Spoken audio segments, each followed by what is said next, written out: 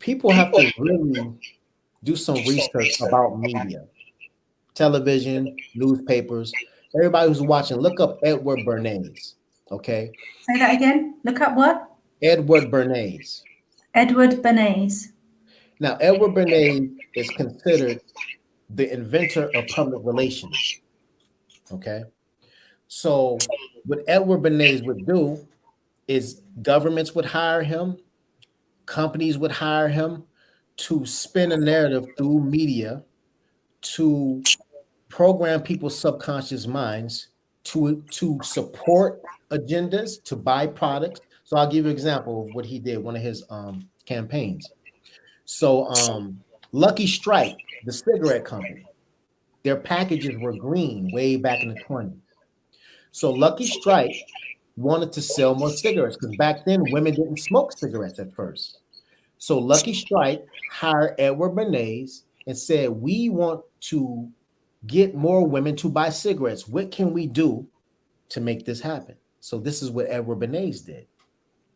He started hiring fashion designers to make green dresses that were close to the green packaging on Lucky Strike, and would have um, them in magazines holding a cigarette with the green dresses, the same color as Lucky Strike.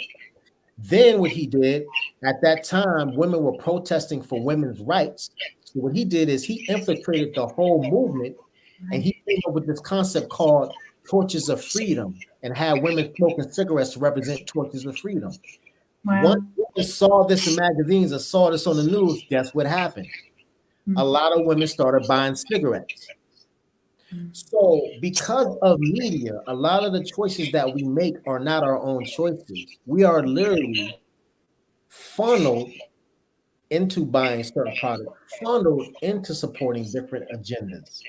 We're not thinking for ourselves. So when someone like me says, "Hold on, this doesn't make sense," a whole herd of people are saying, "No, you're crazy," because they don't realize that the media that they're watching is programming them to see things from one view.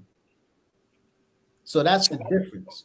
It's like we're dealing with media, television, movies, magazines, and all of these things are literally training us to choose what's hip, what's cool, what's right, outside of our own instinct of what we feel is right or what we feel is cool. Most people who listen to music don't even really like the music they listen to. They just listen to it because it's popular. Or everyone else does. Right. That's what it is. All the music I listen to is because I like the music. I don't listen to music because everybody else does. So we're dealing with a culture, an inorganic culture. We're dealing with a culture that is being indoctrinated to believe things, to embrace things that has nothing to do with their own want.